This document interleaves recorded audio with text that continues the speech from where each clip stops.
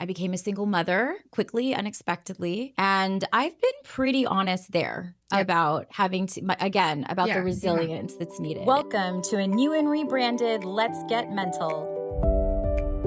Hi, everyone. It's Ligaya. Welcome back to my first podcast in maybe a year and change, probably since a year and a half, maybe, since I did the last episode of Let's Get Mental. You'll notice a little change in scenery. I am doing this in a studio, which I'm really excited about in Los Angeles, where I lived for 15 years and worked. And I have my high school best friend, one of my high school best friends, Jordana Ripp, who is now an amazing brand and marketing professional in entertainment, here to just help have a conversation about what's been going on, what I'm doing now, which is really exciting. And all the fun things that we've got planned for the future. And all the fun things, hopefully, I'm praying will come to fruition. It's been a wild ride, guys, over the past year and a half, but I am back. And I will say that resilience is kind of my thing, I would say, at this point. You've known me for what? How many years? Almost 30 years. Yeah. It's crazy. How many things have happened to us that we've just like bounced back and made our lemonade out of? We need our own TV show. Yeah, I think, insane. Does anybody want to do a reality show? Because we really have content daily. I haven't even told you the latest. Oh my God, after this. Yeah, coffee. So anyway, thank you for taking the time. Of course. I'm just happy to be back on podcasting again and being able to share my thoughts in my life and, you know, my professional wisdom with everybody, and just so many exciting things coming up. So yeah, where do we go from there? You know, I've known you for a long time now, and I know what your life looks like from the outside as well as on the inside. Do you want to talk a little bit about what's actually going on the inside? Well, I think if somebody saw me like on the street or at work, they would think I have everything together. I'm very organized. You know, I have a lot of ambition. I'm very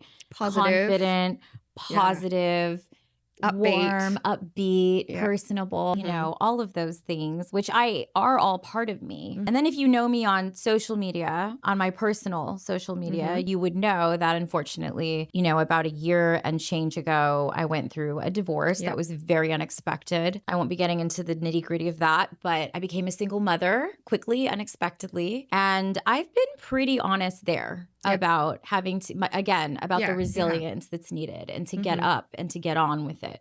And that's sort of how I was raised. And that's, you know, kind of, that would be more real. But I think what people don't see is the real struggle, you know, the human struggle that I've gone through, having to heal and recover from a broken heart, you know, expectations in a life that I thought I was building with someone that completely blew up and was no longer. And then the struggles of just, you know, some people have said, you really look like you've been thriving since the divorce. Yeah. And I take that as a compliment, you know, to my resilience. However, I think I've mainly been surviving. And I think, you know, the people that you have around you know the actual real you. And yes, you have been thriving, but the challenges that go with that, you've not been untransparent about it. Nope. You have been very open, very honest with everyone in your circle about what's actually been going on. Yeah, because you need that support. You know, you go through something like a divorce and you become a single parent. I think the experience of it is so shocking. No matter, you know, if you made the decision, they made the decision, it's a huge life change. And there's a lot of grief that's associated with it. And there's going to be a lot of healing and bumps in the road, but it's also very empowering. I saw it as very empowering because I didn't want to let it ruin me. I didn't want to let it get me down. I didn't want to let it get my daughter down too much. Yeah. We were both obviously affected. And so was my former husband, I'm sure. But from my perspective, I saw myself as the mother, you know, the mother bear, mama bear. And I just had to pick up and go on and make things as normal as possible for my daughter. And I think that's what people saw. Yeah. So I was second. My healing had to come second. So I almost had to remind myself to do self-care, remind myself to grieve, remind myself that it's okay to cry. Yeah. And a lot of those moments happened privately and with friends like you and my parents and people in my very small trusted circle. Yeah. Okay, so let's take it back. When did mental health become more of a personal focus for you? Well, mental health happened to me. And what was actually happening at that time as well? So when I was 18 and I went to USC to run cross country and track for them, I had my first bout of anxiety and panic, which is captured on the podcast in the early episodes. And my parents didn't really want me taking medication. I had limited therapy. So I got through it with just therapy and reading a book, Hope and Help for Your Nerves by Dr. Claire Weeks. I'll never forget it. 50 years old, 60 years old now, but still very helpful. And, you know, the anxiety and panic would come back throughout my 20s and early 30s whenever there would be a transition, if we lost somebody in the family, if I broke up with a partner, or if, you know, a job, you know, any job insecurity. And I'd have like a 2 or 3 week bout. I'd go to my therapist, who was also an MD, would prescribe Lexapro. I'm very open about medication now. I think it's a wonderful thing if you need it. No shame in that game. Yeah. And so for years, I was on and off Lexapro to deal with different things. But then, to answer your question more directly, I had a very successful career in entertainment, program management, technical aspects of distribution for different studios and a big consulting firm. But when I got postpartum anxiety and OCD during the pandemic, that's when, you know, the mental health condition really brought me to my knees. And that's what caused me to want to start the podcast. Yep. And then later leave Disney and pursue, which took a few months, a job in mental health. And that's what landed me at NAMI, the National Alliance on Mental Illness. And I took a huge pay cut to help stand up their warm line and become a peer support specialist and run that program. Sorry, just back up. What is a warm line? A warm line is a support line. Okay. So it's a little different from 911, which is the emergency line, where you're calling police and you're calling fire and, you know, first responders. Yep. Then there's the 988 crisis line that a lot of people don't know about, but that's 24/7 support for anyone in distress. But I think more specifically, anyone that may be thinking of hurting themselves or someone else. See, I didn't know any of this. Oh, really? Yeah, that is part of my mission, is to educate more people on the resources. And 988 is a great resource because it's 24/7 nationwide trained mental health counselors who are able to de-escalate 90% of the calls. Okay. And what you don't want when you're having a mental health crisis is to be brought straight to jail or the emergency room and put on hold.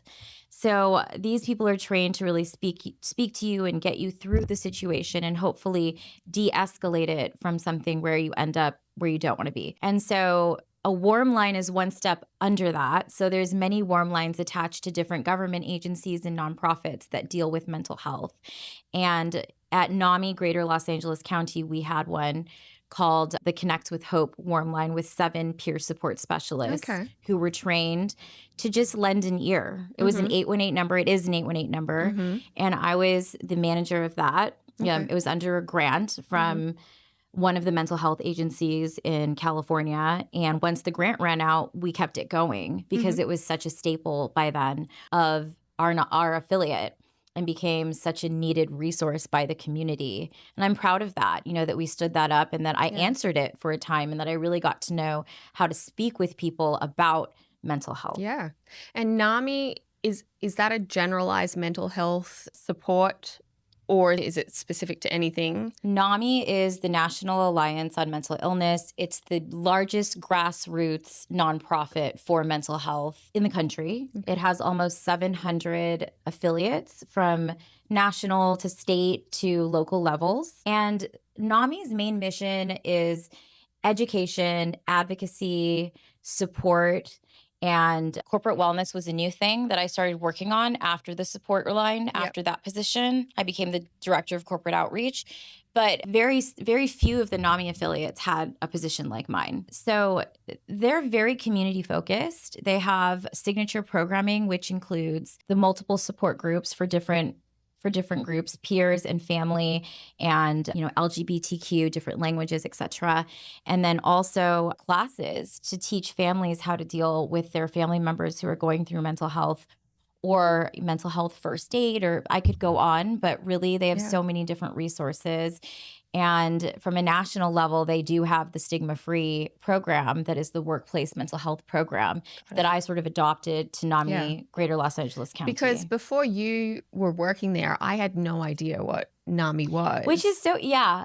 And I'm a big mental health advocate, as you know. And the fact that I didn't know about it, I now do, obviously, because you were working there, but it's amazing. Yeah. I think it's amazing. It's also a big gap in our system that people don't know about resources like this.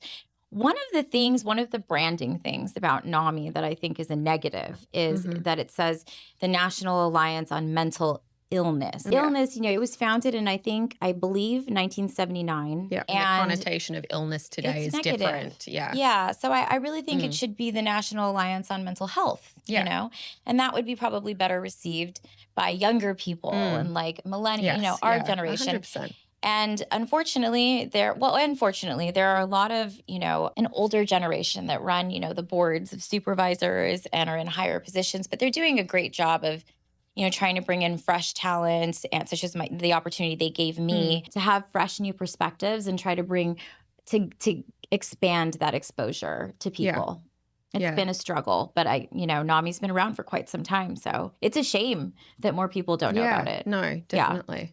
Definitely. Yeah. So beyond NAMI, let's go into what this next stage of everything looks like. So I started Let's Get Mental as a podcast that was called Ligaya means happiness, because I'm half Filipino, and in Tagalog, Ligaya, my name, means joy or happiness. And I had gone through this horrific postpartum anxiety and OCD journey that had lasted a year and a half until I really got the right treatment. It was horrific. I mean, I had to leave my home for treatment, leave my baby, went to several different IOPs, PHPs, residential care facilities, which all may be foreign things to people who are listening to this, but I get into them in the episodes in my podcast going over that time. Anyway, that led me to want to work in mental health, number one. So I went to NAMI, started the support line.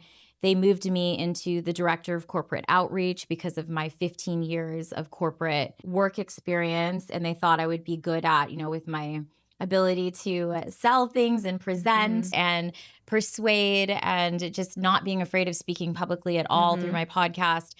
They said, why don't what do you think about becoming the director of corporate outreach? And I said, sure. So my task was then to partner with different companies and organizations in Los Angeles and market the national stigma-free program. But what I did was I made it sort of into our own in Greater Los Angeles County, and I focused on customizing programming to industry and employees, because every industry and every employee is obviously different. And so I didn't want to just templatize everything. I wanted it to be very specific to the different companies and their needs. And so then, unfortunately, we had a really tough year in 2025 in Los Angeles. It was very difficult to get people, especially when the current administration banned DEI. And the fires that were devastating, and other, really socio-economical, political things that were happening in Los Angeles. So it was, I don't hide it. It was really, really difficult to get clients. And the board, I think they kind of expected me to profit in the first year. And it takes 2 or 3 years for these programs to break even and then eventually profit. So what ended up happening, unfortunately, was they had to, due to budget cuts, sunset the NAMI Greater Los Angeles County stigma-free program. I had warning. I knew it was going to happen probably unless I pulled in some huge contract. So, and then me as the director of outreach, they unfortunately had to lay me off, all on good terms. They gave me some severance. And fortunately, I've had other cushion to just be able to think about what I really want to do. And I enjoyed being the director of corporate outreach. I think workplace mental health is so important. I know I definitely didn't have it when I was going through anxiety and panic, and then postpartum at the 2 studios, Fox, Disney, and then I won't name. But, I didn't have it. And there's a huge stigma about talking about mental health. And managers are just promoted into manager positions because of seniority sometimes. They don't necessarily know how to address mental health. There's so many gaps.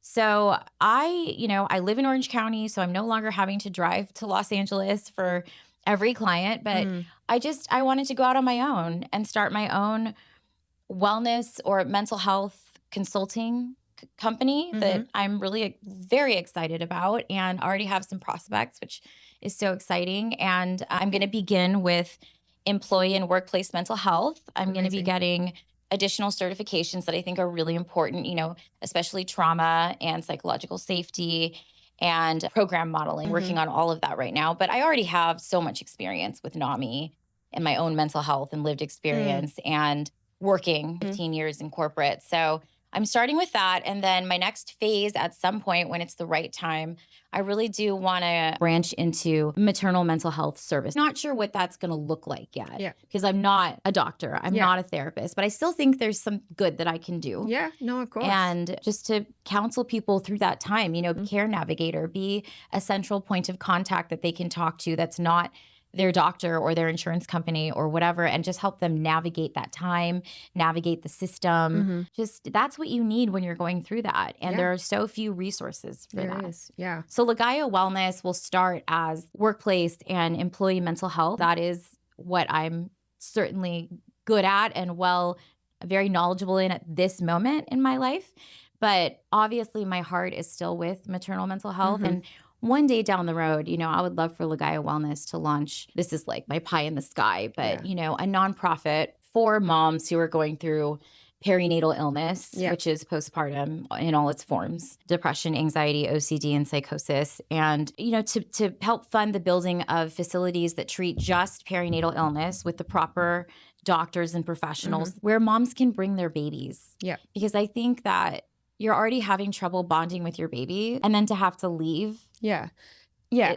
So on that note, because again, we're talking about resilience and me, I know you, I know that, like we said at the beginning, that outwardly you're such a fun, bubbly, has it all together, super mom, career-driven woman, but you had some very serious things happening behind the scenes with things like layoffs, with things like divorce, with things like postpartum. Talk to me a little bit about those things individually, because they all happened within the last couple of years and it was all sort of almost at the same time. Yet you've been able to keep up this amazing front. But talk to me a little bit about how you've been able to get past not get past it, but move through those cycles of your life and keep getting the motivation to move forward with your business side of your life. Yeah, I have always been able to compartmentalize things pretty well. I don't know where I probably got that from my dad. He's an engineer. My dad also taught me from a very young age. My parents are amazing. They're a huge support system. So they've been married for 46 years. So they are my main example of resilience and tenacity and commitment and working hard and saving money and doing it on your own. Sometimes I wish they would help me a little bit more, but they don't. But I was always taught to, when you fall off your horse, you get back on and ride. That's my dad taught me that, when I was down and out, when I left USC, because I didn't want to run for them anymore. And it all turned out okay though. But I remember him looking at me when I was crying on my bedroom floor and saying, Ligaya, you just have to get back up and ride. And I remember that. And there's a Brooks and Dunn song that they do with Reba McEntire that is Cowgirl Don't Cry. I'm not a big country fan. Well, maybe I am. But, it's again about getting up and riding. And that's a constant theme in my head is just, when I was little, I was so shy and I was so nervous and I was so not popular, not social, the opposite of kind of like, I would beg to differ, but anyway. Well, in high school, I kind of evolved, but when I was little. Okay. Yeah. And I would study people, like these people that had it easier than me in terms of communicating and, not being afraid. And I sort of was determined as I grew up to not be afraid. Yeah. And that inner, I think voice inside of me that is strong, that comes from being determined myself and then also being taught by my parents, specifically my dad, to never give up, to always raise your hand to volunteer, to lead, to do things. Don't just sit in the shadows. If you feel something, say it, do something. So the anxiety was a huge setback, but I was determined to get through it because I was determined to finish college and finish grad school and have a successful career and not let that be the end of me. And that got me through that. And every time it hit me, I would say, well, this transition isn't the end of me. This boyfriend isn't the end of me. Same thing happened with my divorce. I realized, well, I had all these plans. I went in with the best intentions. Yep. I never would have left. I honored my vows, and I would probably still be there, because of how I am about commitment. And that's helped me also stay on track no matter what's going on. You have to show up. You show up no matter what. And so But do you think that you thinking that you would still be there to honor a commitment is healthy in terms of, what was going on in the marriage and how you were? No. Yeah. No. Okay. No, that brings up a really good point. So you have to know when to say when. You have to know your boundaries. And I think that's something that you're learning as well along the way. Also with friends, also with commitments, with everything. Because I am someone that is a people pleaser and wants to be there for my friends. And as an only child, wants to keep all my friends and keep all my commitments and not be alone. Yeah. So I kind of had to learn, to embrace being alone again, which I did for a time before I was married. So I had to get back to that place. And my daughter really saw me through. I mean, the need to parent and make things okay for her. But I did, looking back, and my therapist always reminds me, you think it happened very quickly. And she also was counseling my former husband and I for a time. So she knew both of us for a little bit. And she said, you weren't happy. Yeah. And she has to remind me because I'm the type of person that is just, this is what I'm doing. This is my commitment. I'm going to honor it. I'm going to do it. And even if I'm not happy, it doesn't really occur to me to stop doing it. Yeah. And then my parents have been married forever. And I'd see them go through so many ups and downs that I just didn't think divorce was possible. Yeah. Especially after we'd been through the postpartum together. Yeah. And he'd been a rock for that. So I'll never take that away from him, So I just, the answer to your question is I'm learning about boundaries as we speak. It's an ongoing process for me to learn to say no graciously and to not care if someone's disappointed, to learn to say no to my own daughter and, not let her walk all over me because I feel she's gone through this trauma. I still need to parent her responsibly. Yeah. To learn to say no in my current new relationship, when I need, it's not that new actually, but when I need to, have time to myself, I just need to say no. And that is, it's hard for everyone. I think there's a statistic that says Americans are like by far the most people-pleasing nation in the world. It's part of our culture. We're a yes culture. So you're really going against the grain if you're someone that says no often or puts up your boundaries or knows how to use them. 100%. Yeah.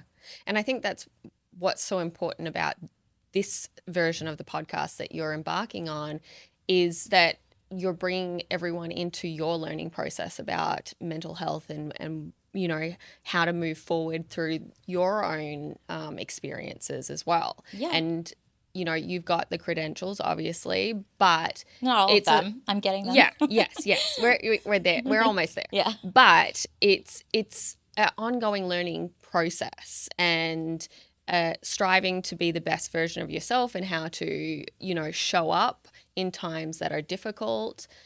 All of those things that you have the tools and are able to disseminate to others, I think is a fantastic, and exciting way to kick off the podcast. Yeah, I mean this time it's definitely a new version of me, a new life for myself, new opportunities that I will be taking on like live in front of all my friends and family and anyone who listens or watches Let's Get Mental. And Ligaya Wellness will hopefully evolve and be successful. And I will be able to evolve into not only workplace mental health, but I want to start, local women's support groups about the various issues that we go through as women. I noticed when I got divorced, there aren't very many unless you want to go pay a ton of money to sit in a psychiatrist's office with people you don't know, with a doctor that you don't know, which I don't think is the healthiest thing. So there's like lots of things that, I want to do in that realm, but I want to start with the things I know. Yeah. The things I've been doing for the last year or two, all of the knowledge I got from NAMI and my own lived experience, and really apply it and make it my full-time career now and on my own terms. Yeah. Living life on my own terms. This is a new thing for me. Yeah.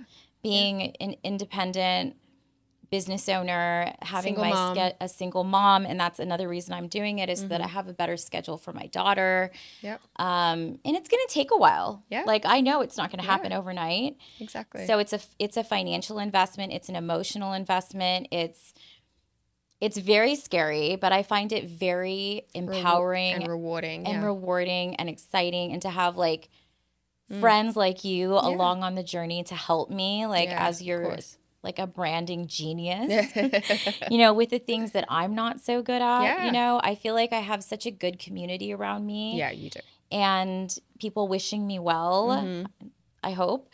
So, I mean, it's a fresh start, and it's a new life, and I'm really just trying to be grateful and embrace every part of it that I can embrace. And there are going to be hardships, and another thing I've learned is to lean into the hardships and lean into the disappointments and allow myself to. One thing my former husband would do is say, don't cry in front of our daughter. Yeah. And that's really not healthy. No, it's not. No. It's better. And a lot of people think that, not just him. So I'm not just saying it's, a lot of people think that. And my therapist would say, no, you should cry in front of her and explain to her that it's okay to be sad and allow her to cry. Yeah. And so being vulnerable is a new thing. Yeah, exactly. For me, and one of the things that really happened during my struggles with mental health was the vulnerability. It was so hard. Yeah.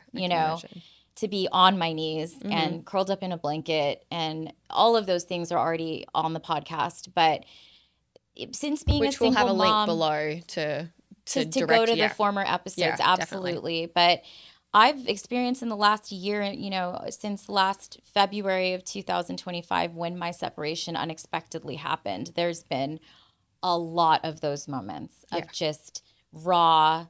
Yeah. I don't know what to do. I don't know how to deal with this. I'm just trying to get through my day 1 hour at a time. And then when I see my daughter, I put a smile on my face. Yeah. I get her a snack. I read her a story and do my best, to just keep her life normal.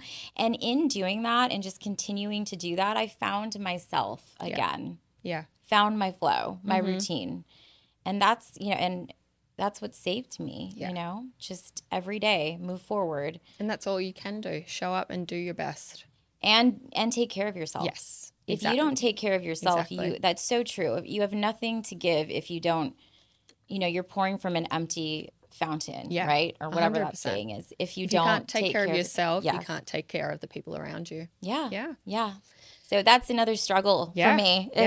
My parents came over yesterday just for 45 minutes so I could go for a run. Yeah. Those are the things. Yeah. And I don't have anyone anymore to take care of my daughter. So I have to ask them to do favors. I can't really afford babysitters, especially when I'm starting this business. Yeah. So I really depend on my community now. And it's not that big, but you don't need that many people. No. You just need people you can trust. Exactly. Yeah. Yeah. So, okay. So to wrap this up, what can viewers expect from the next, sort of couple of weeks with Let's Get Mental, the podcast? So Let's Get Mental is going to remain Let's Get Mental, but it will be under a new Instagram handle, Ligaya Wellness, which is the name of my new mental health consulting business. And the content will be more toward workplace mental health for the beginning. I'm going to be doing a 5 to 10 part series on leaders and CEOs of companies and organizations who are high functioning, but have had, have struggled with mental health conditions, neurodivergence, different mental health struggles that they've had to deal with while also being extremely successful. So again, you see these people and you're thinking, wow, look at, but on the inside, they're actually dealing with a variety of mental health issues that they've probably been dealing with for years. So I want to, increase the volume around that topic, that you can still be successful. Yes. That you can still be a great leader, a great worker, a great employee, have a great solid job and career, even if you have mental health, as long as you're with the right company that's giving you the resources and that support. Yeah. And the stigma isn't attached to it as well. The stigma, yeah. Well, unfortunately, I think we're a very long way from eliminating it. I know, but I've been very blessed to have worked within groups within companies that have been very accepting of it. So it's about finding the right groups in the company. Yes, and I think it's interesting that, I think there's a statistic that says 90% of employees in the U.S. currently value wellness and mental health, well-being as just as important in the workplace as their salary. Yep. Especially in these times. So is that translating to leadership? Is that translating into the work culture? That's what I want to help with. I don't just want to talk about mental health. I want to implement it. Yes. Operationalize it. Exactly. Yeah. So that's really what I'm going to be working with companies to do. Yeah. So it's very exciting. There's so many great things and I'll be talking about my personal life as well as I always have, my mental health journey, while also keeping certain details discreet about things that have happened over the past year. But I'm in a really good place. You are. You're in a very exciting place. I'm excited. I'm happy. I feel pretty fulfilled right now, even though it's very scary to be out on my own. But I have a gut feeling, that this is what I need to be doing right now. Yeah. And you have to follow your gut. You do. Yeah. You do. Even when it's scary. Listen to yourself. Yeah. You have to listen to yourself. You get advice from people that you trust. But if everybody's telling you, I think it's a great idea, which has been the feedback I've gotten, except for my mother, who still wants me to go back to Fox. And I keep trying to explain to her, Disney bought Fox. There is no Fox. I never worked for Fox News, Mom. I'm sorry. I worked for Fox Studio. She's, hi, Mom. Different entity. Yeah. It's like, no. Yeah. But most people have said, do it. There's no better time. Yeah. And if you're going to fail, at least you tried. Exactly. Like, I'll never know if I don't try. Exactly. And failure is a necessary part of success anyway. You don't learn and move forward without actually failing. So, yeah. Yeah. Have you ever failed? Yeah, of course I have. Oh, we'll have to talk about that. Exactly. I don't remember. Have you? Many times. Let's not talk to my parents. This is not, But yes, we can get into family dinner someday. Yes, exactly. Well, I'm so excited for this next chapter for, Ligaya Wellness and Let's Get Mental and, yay for the next few weeks. And happy to have you on the journey with me. I'm very grateful. Amazing. Thank you. Okay. Bye, guys.